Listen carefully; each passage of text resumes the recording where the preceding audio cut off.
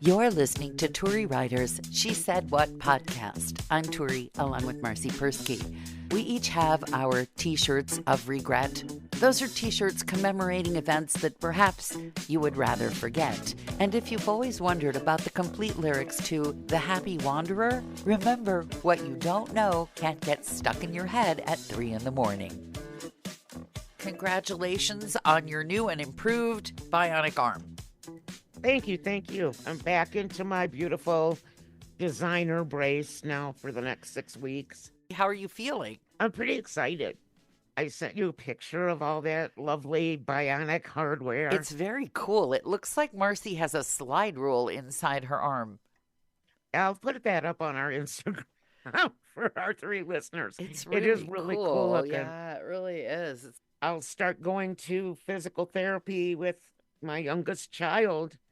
The youngest child who blew out her knee, and then Yes. you blew out your arm years ago, and now it's going to be one big bionic family.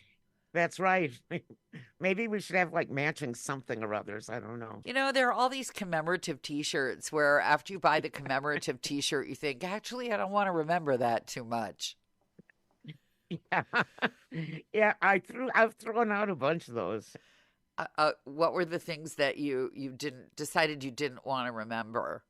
I'm going to give you the opposite. The one thing that I have is from when I was 16 years old and lived in Kalamazoo, Michigan. Yeah. Back then, in the 70s, you didn't need fake IDs. You mean to the bars? Exactly. And this is a college town. Western Michigan University is there, as well as Kalamazoo College. If you were just a cute girl, you got in. And there was a bar called Coral Gables. And that was like the disco dance, go see if you can get laid kind of bar if you were that kind of person. Imagining you going into a disco bar called Coral Gables where the objective was to get laid. I'm having trouble picturing this. My objective wasn't to get laid. My objective back then was to drink slow gin until I puked, which is pretty much. Yes. I found a T-shirt the other day that says Coral Gables Wet T-shirt Night 1971. And you want to remember this? Well, no, because I didn't do it. What makes you so sure? Let them think I did. Wait a minute. You don't think you did. So you could have had so much slow gin that you were in a wet T-shirt contest and don't remember it. That's possible. That's possible because I don't know if anyone even drinks slow gin anymore. But we used to drink slow gin fizz. I remember that. And then we'd drink slow gin out of the bottle. And then I remember being cured from that in my senior year of high school when we were drinking slow gin and driving through the rural area of Vicksburg, Michigan, which is right next to Kalamazoo. And I hit a silo and then I puked. So I said, okay, that's enough slow gin for me. I haven't had any since. You hit a silo? I mean, that's like the joke. Couldn't hit the side of a barn. No, I could hit a silo, though. Couldn't hit the barn, but I can hit the silo. Well, my T-shirt of regret is different. Yeah. Yeah, my T-shirt of regret is when I was in high school, my grandmother lived in New York City.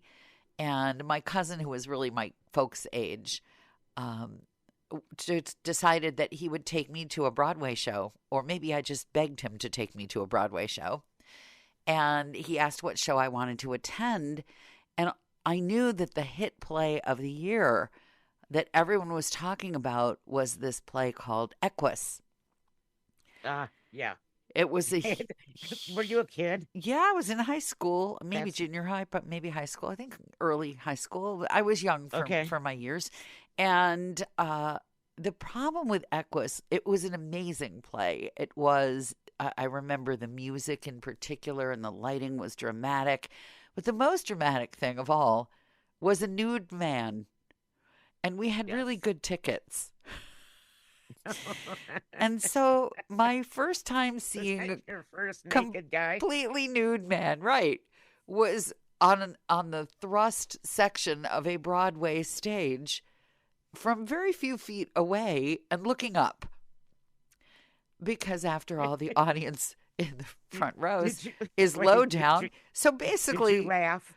no, I was disturbed, very disturbed. I mean, the show was disturbing enough, but Right, Equus is disturbing. there I am at the age of, I don't know, maybe 14, looking up at a guy's testicles.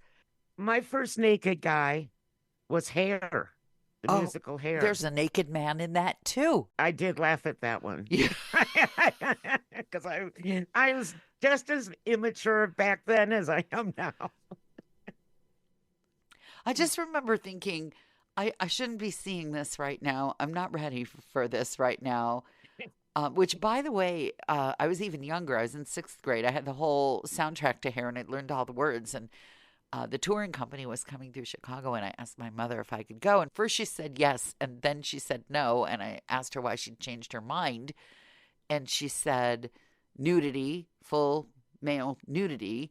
And I said, well, I've read all those books and I know what that's supposed to look like. And she said, it's one thing to imagine it. It's another thing to see it in front of your face. And I think in retrospect, she was You didn't correct. say I already saw that in Equus? No, that came like 2 years later, and I still wasn't No. ready. It was like, the toast where you put it in on one setting and it comes out hardly toasted, and then you put it in on the 3 setting and it's lightly toasted. I was like up to the 3 setting. I was not yet ready. Wasn't crispy enough for me yet. Either was I, but like I said, I can't guarantee that I wouldn't laugh now either.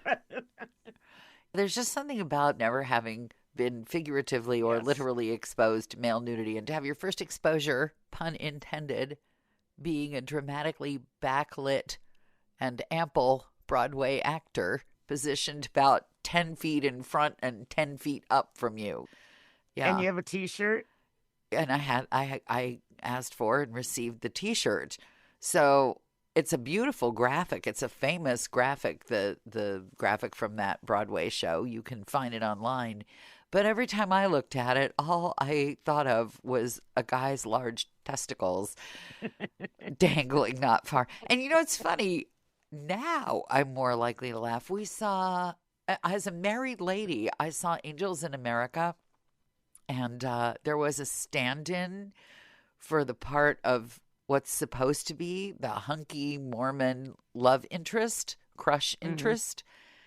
And the poor guy, I don't know if at auditions for theatrical productions, if you're going to be nude, if they review your equipment or audition your equipment.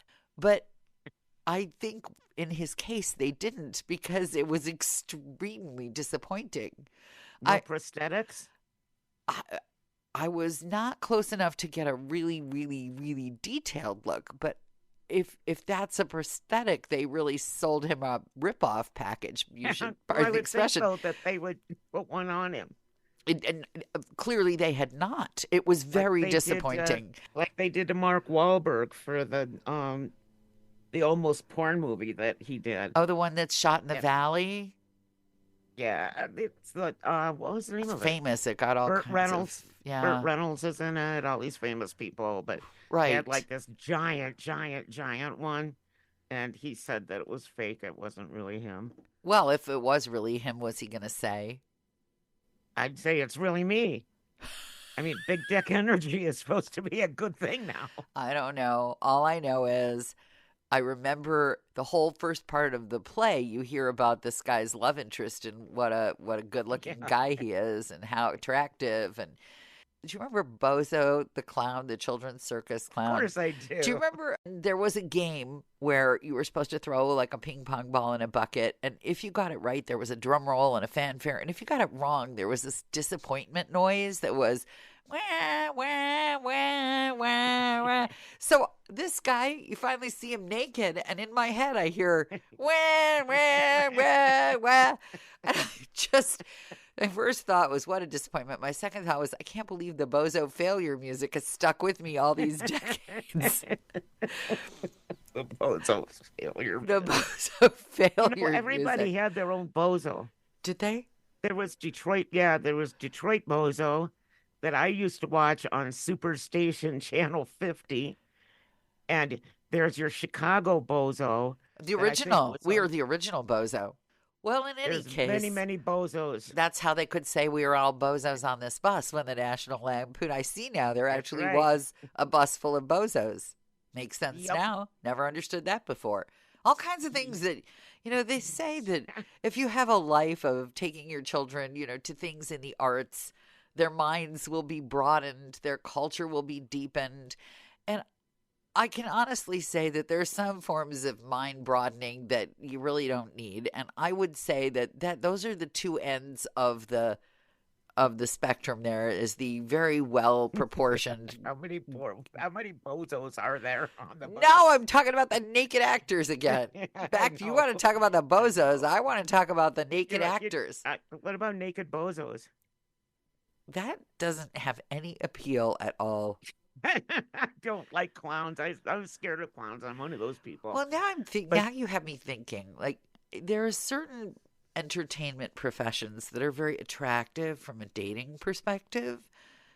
But imagine having to go into a dating scene, especially now, swipe right, swipe left. Imagine having to explain to a prospective date that you perform as a clown. Bye-bye. Bye-bye. Okay, so this goes along with clowns and bad T-shirts and everything else. Okay. I picture brains as kind of like advent calendars. They have little doors, and behind each little door is like a thought. Okay. Or a memory. Okay. I wish someone would invent a way to open up that little door and vacuum it out so that there's room for something new to go in there. Because I seem to remember all kinds of ridiculous things, like my phone number when I was in second grade. Jefferson 97304 in Manhattan, Kansas. Right. Yeah. Kenmore 6166 in Fort Wayne, Indiana. But yeah, I would like to replace those little doors with maybe some useful knowledge. Like a computer. Yeah. Overwrite this file, keep that file. That'd be useful. Yeah, because I feel like right now, at this juncture in my life, I have way too many useless files. And the important files don't have room, so they just wave goodbye and leave. It's just like, do I need to know all the words to The Happy Wanderer? You do. You do. Faldery, faldera. Faldera. You need it. Yeah, you need it. That's okay. This is the problem. I don't need it. You need it. I don't. You do. These songs randomly come to me when I'm trying to think of something important. Like, did I pay the mortgage this month? And my brain goes, Valdera. Okay, so the problem isn't that it's in there. The problem is that it's rising unbidden to torture you. So what you need, it's like a cattle guard for your brain that only certain memories can cross. And if you want the others, you have to go in there and get them. May I remind you, cattle guards don't always work. That's true. I can tell you from experience of having worked at a radio station in Rockford where the cows in the wintertime would sit around your car because it was warm. I sent you pictures. They would walk right over the cattle guard because it was full of snow. You could put one of those doors when you leave the zoo that's like a cheese grater. You know, the door. I don't want to grate my memories. No, it's a store. It's like a kind sieve. Of brutal. It's like a sieve. It's like when you put your fingers through those gates. I was thinking more like a little dustbuster that they just implant in your brain, and when you want to lose a memory, you just think, and the little dustbuster moves and sucks it up. With my luck, I would do what I've been doing with all your new studio gear and accidentally unplug something and vacuum it away. Very and you'd bad. be a whole new person. Yeah. A whole new you. Yes. There's some lyrics that showed up unbidden. Yep. You've been listening to Turi Writer's She Said What podcast. And you probably know about my book, She Said What? A Life on the Air. Now there's an audiobook, so you can have me with you on long drives or short commutes. And you can download it from Amazon. It also makes a lovely gift.